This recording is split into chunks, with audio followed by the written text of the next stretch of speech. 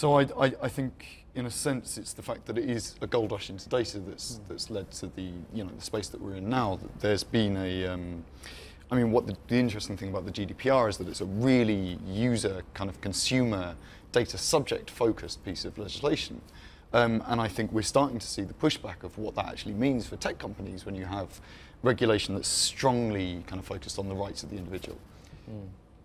I think the problem is, I think perhaps not the problem, but what the tech companies have seen is that GDPR has largely not had a huge impact on the big companies. They've managed to mitigate some of that risk.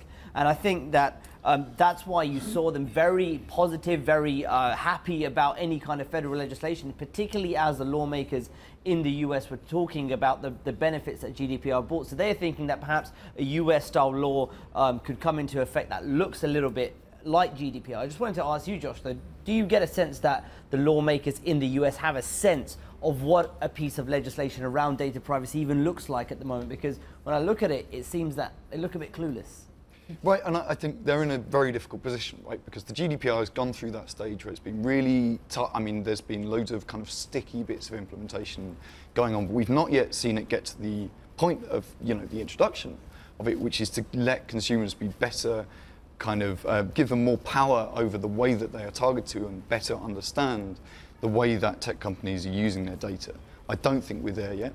And I think if the American the goal here is to put a piece of legislation into place which helps consumers do that, there's not a really strong model from Europe yet, and I think we might get there for how that happens.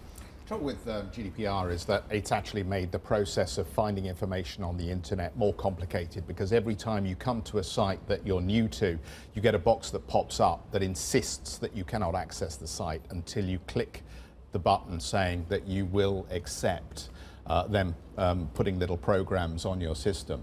And it seems to me that it's the same thing with MiFID. Europe introduces these ideas that on paper look great, but actually what happens is they complicate access to the internet and they reduce the value of what the internet should be there for, which is to level the playing field in terms of transparency and information. I mean, isn't that a problem with the European approach? I think this is what I mean by teething problems with the GDPR at the moment. One of the most interesting discussions for me that came out of yesterday's Senate hearings was this question of whether targeted advertising is actually possible to have strong data privacy with the current targeted advertising kind of techniques that Google and companies like LinkedIn tend to use. And I think we're not yet at the stage where that model has changed, because of the regulations that have been put in place, partially because the same companies who were kind of pulling your data out of sites that you visited are still able to do that. So I think we're still in this kind of process of finding out what's going to happen. Hey everybody, it's Hadley Gamble from our new CNBC Middle East Bureau in Abu Dhabi. Thanks for stopping by. Now to watch more, you can try one of the videos that just popped up on your screen. And don't forget to subscribe.